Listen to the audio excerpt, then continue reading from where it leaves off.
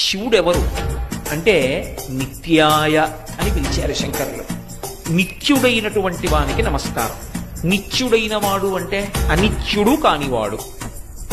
కాల సంబంధం ఉంటే నిత్యం అంటారు. శరీరములు ఉంటాయి లోకంలో, అనేక శరీరాలు. ఆ శరీరాలు ఎప్పుడూ ఉన్నాయా అని అడిగారు అనుకోండి, అవి ఎప్పుడూ ఉన్న శరీరాలు కావు.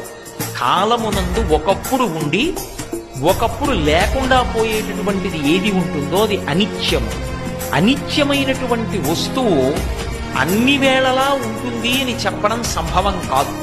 ఈ లోకంలో ఒక లక్షణం ఉంటుంది, ఎవరైనా సరే కొంతకాలమే ఉంటారు. ఇది ఎక్కడి నుంచి ఎక్కడి వరకు ఉంటుందంటే దేవతల దగ్గర నుంచి కూడా ఉంటుంది.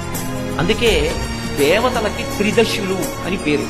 అంటే వాళ్ళు పుట్టినప్పుడు 25 ఏళ్ల వయస్సుతో పుడతారు.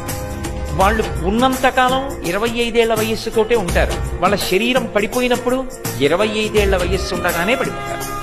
బ్రహ్మగారు ఆయనకో కాలమానం ఉంటుంది. ఆయన బ్రహ్మ మనకందరికీ కూడా ఓ సంవత్సరం అయితే ఆయనకి ఏదో కొద్ది కాలం ఉంటుంది. అటువంటి బ్రహ్మగారు కూడా కాలమునందు శరీరాన్ని విడిచిపెట్టేస్తే బ్రహ్మస్థానంలోకి కొత్త బ్రహ్మ వస్తాడు. స్వామి హనుమ ఇప్పుడు కలియుగంలో గంధమాదన పర్వతం మీద ఉంటారు. గంధమాదన పర్వతం మీద ఉండేటటువంటి హనుమ వచ్చే యుగంలో భవిష్యత్తులో బ్రహ్మ అవుతారు. ఆయన బ్రహ్మస్థానాన్ని అలంకరిస్తారు. విష్ణువు కూడా శివుని యందు ఐక్యమైపోతారు మహాప్రలయమున. మర్త్యలోకం అంటే ఇప్పుడు మనమందరం ఉన్నటువంటి లోకం. ఈ లోకంలో ఎవడైనా పుట్టాడు అంటే ఉన్నాడు అంటే వాడు వెళ్ళిపోవడం తథ్యం, వాడు ఉండడం. ఇక వెలుగి ఇవ్వగలిగినటువంటి సూర్యచంద్రులు కూడా ఆగిపోతారు.